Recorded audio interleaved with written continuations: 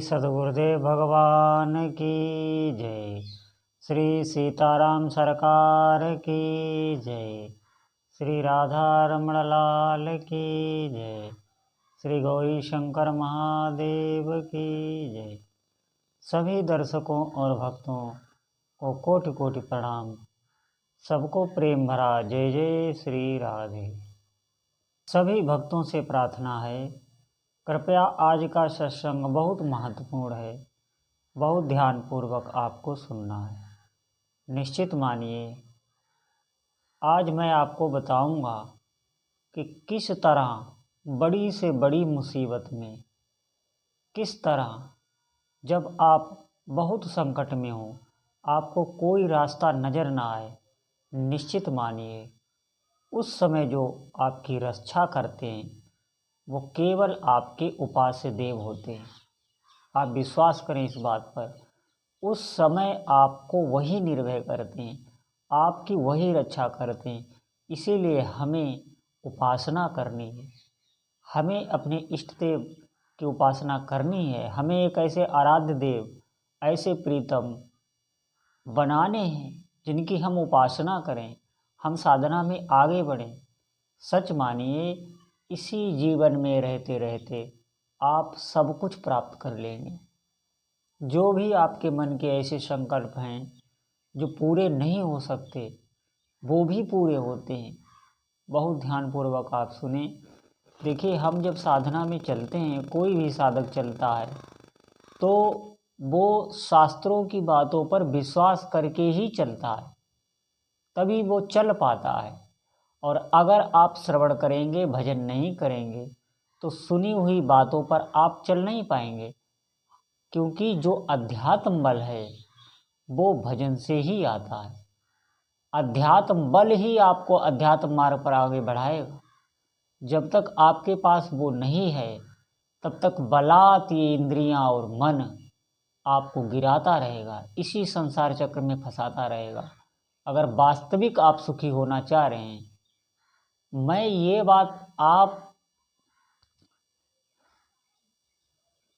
ये कह रहा हूँ, संसारिक जितने भी सुख हैं, जो भी सुख हैं, जितने भी सुख आपके ज्ञान में हैं, वो सब भगवान के चरणों की भक्ति करने से प्राप्त होते हैं।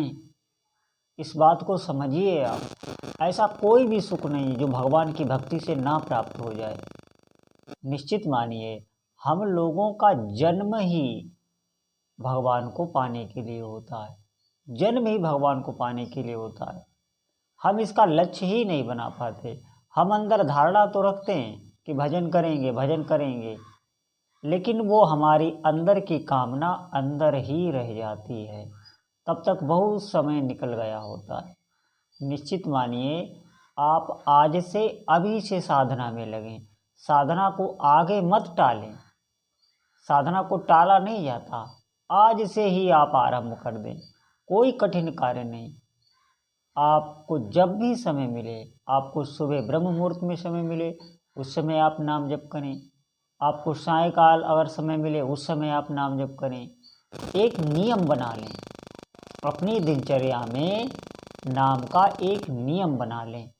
फिर देखना, उसी नाम में आपकी प्रीति होने लगेगी। आप जब तक नाम जप नहीं कर लेंगे, तब तक आपके चित्त को शांति नहीं मिलेगी। हम संसार से चाहे जितना भी क्लेशित हो, मैंने देखा है, आप कितने भी दुखी हो, आप कितने ही भी घबराए हुए हो, क्योंकि संसार से बहुत प्रकार के ताप मिलते हैं। उन तापों से हमारा चित्त जल जाता है, हमें कुछ नहीं सूझता। चाहे जितना भी हमारे पास धन वैभव हो, धन वैभव से क्या कभी शांति मिलती है? आप कितना भी धन इकट्ठा कर लें, आपका चित्त शांत नहीं हो सकता। बड़े बड़े धनी वानी लोग, उनकी रातों की निद्रा तक चली जाती है। विश्वास करें आप हमारी बात पर। आपको देखने में लगेगा कि ये बहुत सुखी हैं, आपको देखने में ऐसा ही लगेगा, क्योंकि जिन भोगों के लिए हम भागते हैं वो भोग उनके पास सब हैं। फिर भी वो संतों के पास क्यों जाते हैं?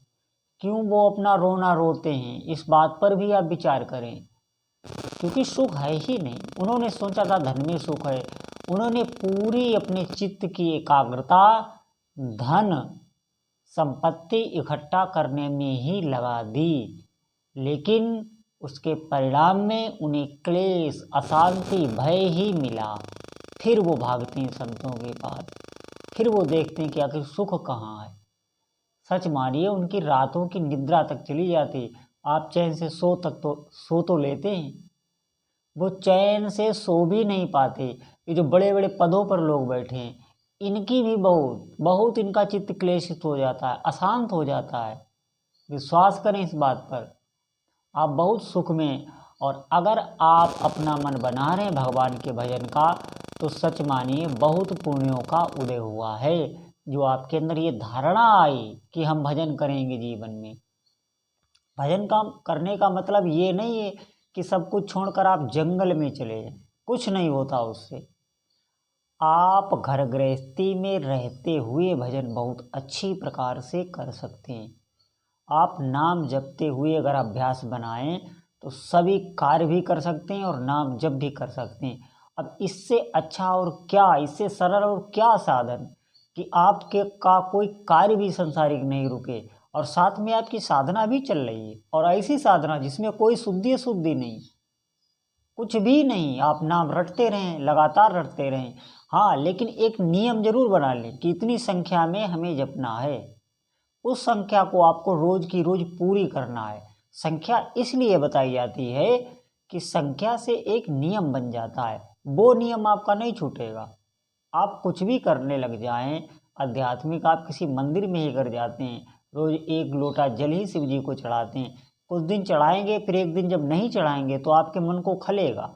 ये देखना आप थोड़ा डरेंगे भी कि आज मैंने क्यों नहीं चढ़ाया, ये क्योंकि ये एक नियम बन गया। इसीलिए नाम जप की संख्या बताई जाती। संख्या को कोई महत्व नहीं है। अरे हम अपने इष्ट देव का, हम अपने उपास्य देव का, जिन्होंने हमें इस संसार में भेजा है, उनका नाम लेने के लिए क्या हम संख्या रखेंगे? नहीं, वो संख्या इसलिए कि हमारी आदत बन जाए, इसलिए। अब उतनी संख्या तो आपको पूरी ही करनी है, तो इसी प्रकार आपकी आदत बन जाएगी अपने प्रभु का नाम लेने की। और आदत आ गई तो एक दिन निष्ठा भी आ जाएगी, निष्ठा आ गई फिर सब कुछ धीरे धीरे प्राप्त हो जाता है। तो इसीलिए मैं बार बार कह रहा हूँ, कोई कठिन नहीं और इससे कोई सरल साधन नहीं। रही कामनाओं की बात, जो हमारा मन ये भ्रमित होता रहता है अलग अलग साधनाओं में, सच मानिए ये सिर्फ एक मन की चाल है। नाम जप से बड़ी कोई भी साधना नहीं। मैं कितनी बार कह चुका हूँ, कोई भी साधना नहीं। मैं जहाँ भी गया, जिन भी संतों को देखा, वो सिर्फ नाम जप ही करते हैं और कोई साधना नहीं करते। याद रखना इस बात को। और जितनी भी सिद्धियां हैं, जहाँ भी जिसके पास हैं, वो जप से ही आई हैं। और कोई कलयुग में और कोई साधना फलीभूत ही नहीं। देखिए ये और जो साधनाएं बताई दी जाती हैं जिनमें बहुत श्रम है, वो इसलिए कि वो साधनाएं जब आप करेंगे तो करते करते फिर आप हारेंगे। वो हारने के लिए वो थका देती हैं साधनाएं, इसलिए वो साधनाएं बताई जाती हैं। तो हम जब ये बात जान जाएं सत्संग के माध्यम से कि वो साधना इतनी लंबी चौड़ी सिर्फ हमें हराने के लिए, फिर हम हार कर रोएं पुकारें प्रभु को, इसलिए बताई जाती हैं कि हमारा अहंकार गलित हो, इसलिए वो बताई जाती हैं। जब ये बात हम जान जाएं तो फिर हम क्यों न नाम जप की ओर लगें। भगवान नाम जप सर्व समर्थ साधना है, कुछ भी आप कर सकते हैं। आप नाम जप करें, जो भी आपके सांसारिक क्लेश हैं वो धीरे धीरे दूर करने लगेगा। आपका कोई भी सांसारिक क्लेश है वो धीरे धीरे दूर करने लगेगा। आपके प्रारब्ध में जो अशुभ हैं, जो आपको आगे बहुत दुख देने वाले हैं, सब पर दुख आते हैं, शारीरिक पीड़ाएं भी सब पर आती हैं, सब पर शरीर पर रोग भी आते हैं, क्योंकि ये नश्वर है, ये भोगने के लिए शरीर मिलता है। वो जो अशुभ आपके हैं वो भी ये नष्ट करता है, और कोई साधना नहीं है जो पापों को नष्ट करे, संचित नष्ट कर देता है। जो हमारे बहुत पूर्व जन्म के जमा हैं उनको ये भस्म कर देता है, जिनसे आगे भी हमें जन्म लेना पड़ेगा। सच मानिए, और यही नाम हमारे इष्ट देव के धाम तक हमें पहुंचाता है। मरने के बाद सिर्फ आपका जप ही कार्य काम में आएगा, ये लौकिक धन काम में नहीं आने वाला है। भगवान का नाम धन ही काम आएगा और कोई धन साथ नहीं जाएगा। ये बात हम खूब जानते हैं, लेकिन फिर भी चलने में हमारे पास बल नहीं है। इसीलिए मैं बार बार कहता हूँ, हमारे पास आध्यात्मिक बल होना चाहिए। उस आध्यात्मिक बल से हम चल सकते हैं साधना में, नहीं तो आप नहीं चल पाएंगे। ये मन ही आपको धोखा दे देगा। और आपके हो सकता है माया, कोई आपके खास संबंधी, उनसे आपकी अश्रद्धा करवा दे। खास मिलने वाला वही कह दे, अरे इसमें क्या रखा है, क्यों इसमें चक्कर में पड़े हो, छोड़ो ये सब। जिसकी आप बात मानते हो उसके द्वारा आपका भजन रुकवा दिया जाएगा। कुछ ना कुछ जरूर इसमें रुकावट आने लगेगी। इसलिए बहुत सावधान रहें। ये बहुत बड़ी साधना है, उसमें बहुत होश में चलें। और इस साधना को अगर आप थोड़े दिन कर ले गए, फिर सब कुछ आपकी बिगड़ी बन जाएगी। निश्चित मानिए, आपको कुछ भी सोचना नहीं, कहीं जाना नहीं। जहाँ भी हो, जैसी भी अवस्था में हो, वहीं आप सिद्ध होने लगेंगे, वहीं आपके मन के संकल्प पूरे होने लगेंगे। इस प्रकृति के इस रहस्य का, ईश्वर क्या है, जीव क्या है, जगत क्या है, सब कुछ आपको पता चल जाएगा। और आप अपने भरण पोषण, परिवार की तो चिंता ही ना करें, सबकी रक्षा भगवान करने लगते हैं। वो नाम आश्रित का कभी भी विश्वास नहीं तोड़ते। सच मानिए, हमें नाम जप कर चलना है, खूब साधना करनी, अभ्यास करना है। इसका अभ्यास करना होता है। इस जीवा को आप आदत लगा दीजिए नाम की, फिर देखिए थोड़े दिन में कैसे दिव्य दिव्य चमत्कार होने लगते हैं। बोलो जय जय श्री सीताराम।